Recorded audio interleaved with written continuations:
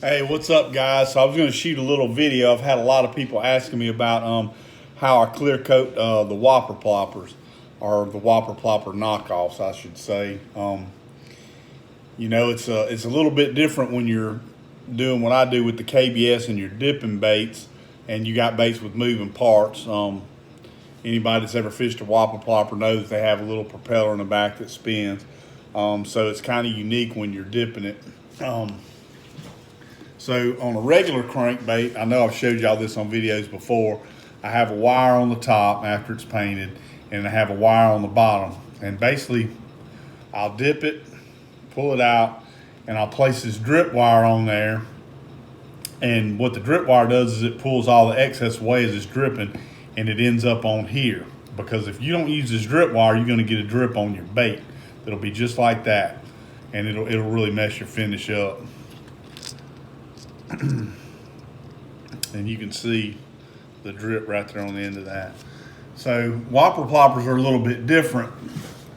When I go to do a Whopper plopper, because of the spinning mechanism on the end, I'll have to actually put the drip wire on the opposite end, on the head end of it. So this is a point where, I've already painted them, and I've actually already put one coat on them. So they already have the drip wire in place and everything. And like I said, I've showed that on another video on my YouTube channel. You can check it out on just regular clear coat. So I do use KBS, and I go over that on the other video about how to store it and put the plastic on it and all that. So I'm not going to really go into that. I will tell you, KBS is pretty much an automotive clear coat. Generally, I would wear this, but I'm not going to be able to talk to you to wear it, talk to you wearing that. So I'm not going to wear it, at least for one bait. I guess it won't kill me. So basically what I do, instead of just totally dipping these, I do brush this on the tail. And like I said, I'm going to show you.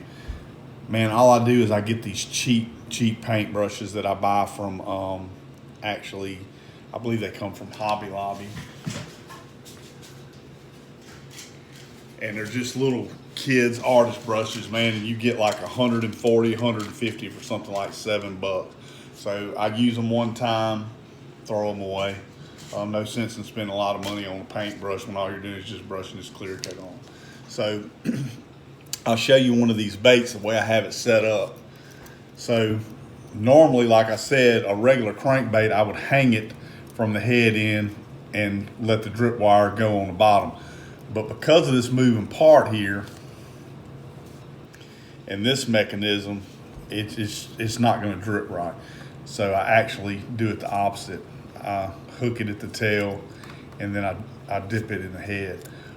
So the way I have this set up is I basically take a rubber band and I wrap it around the lure, and I put it right here where the lure spins. So this rubber band is looped and looped and looped a bunch of times to basically fill this hole up. So that is a rubber band in there. I'm going to take the brush and I'll paint this with the coating, and then I'll dip this front half. And I'm going to do it on camera, at least let you see one. I'm going to do this one without the respirator, but the other ones I'll stop and put the respirator on. But like I said, the biggest thing is you don't want any gunk getting in here, because this is what plops. This is what spins in the water, actually spins.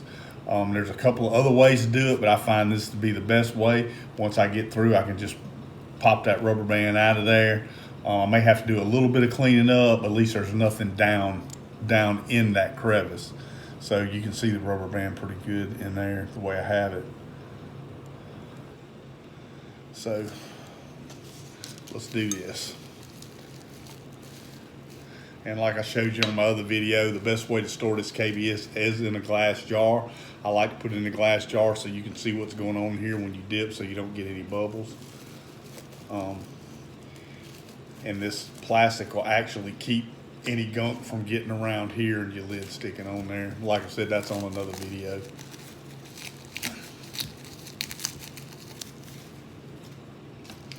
And so basically I'm gonna just use this KBS, and I'm gonna be kind of careful. You don't have to put it on these if you don't want to, on the actual clear part.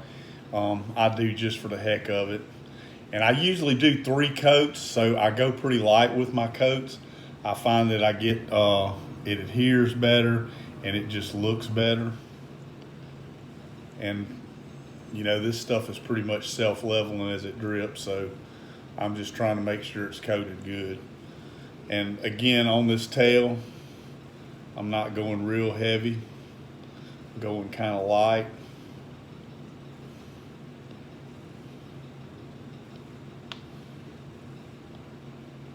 And I just want to make sure that I got pretty good coverage, that there's no empty spots in there or any spots I'm missing.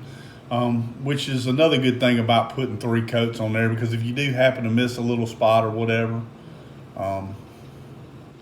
Another thing, usually anytime I'm dealing with my lures, whether I'm painting them, prepping them, or whatever, I always wear nitrile gloves. Some people wear latex. Because one thing is, if you get the oil from your hands on these baits as you're clear coating them and you're painting them, it'll mess your coating up. Coating won't stick. You get what you call fish eyes in there, or it creates voids and everything. The only reason I'm really not wearing the gloves now, and I probably should be, I've done this enough, I know I'm not going to get this crap on my hands, and I'm really not going to put this in the on the lure. I mean, put my hands on the lure because of the coating. So basically, man, all I did was just kind of put a quick little thin coat on there. And then from there, I'm going to just take it and kind of slowly dip it in. And I like to get where I watch it. Now, I'm not going to dip it. I'll just dip it up to the rubber band, not past it. And then I'm going to come out kind of slow. You want to come out slow to avoid any bubbles, especially around the eyes and stuff. And there you go. You can already see it dripping off the drip wire. And then I'll hang it up, and I have paper, and I just let it drip on the paper. And that's pretty much all there is to it. I'll do one more coat, and then I'll come and I'll take the rubber band off. If there does happen to be a little bit of KBS gets in there, I'll just kind of clean it up with a X-Acto knife. Really not a whole lot to it. You know, you got to play around.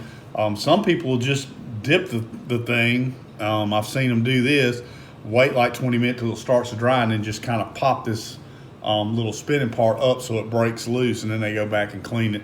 I find I have less cleaning and less problems when I put this rubber band in the gap. But anyway, that's it. Not much to it. I'm a big fan of the KBS clear coat. To me, it's just a lot easier. A lot of people do two-part epoxies. I would assume a two-part epoxy would probably work with this. But with most two-part epoxies, the way they level, you can't just hang the lure up. Some of them you can, but if you're doing E-Tech stuff like that, you have to actually have a rod turner or some kind of spinner to put your baits on that spins, that keeps the coat from dripping. I used to do that. To me, it's more of a pain in the butt, and it takes longer. It's more to do it. So anyway, that's how I dip my whopper ploppers. Like I said, there's not a whole lot to it. But you have to do something with this spinning mechanism. Whether you put a rubber band or whatever you decide to do in there, whatever's easier for you, this works for me. I'm not saying it's the best way. I'm just saying it's the way I do it. So anyway, I hope that'll help some of you out. Maybe if you've had any questions or you were avoiding, because some people won't even do these because of the clear coat thing. They think it's just too much of a pain, but it's really not that bad. Anyway, Watch All Custom Baits, baby. Get you some.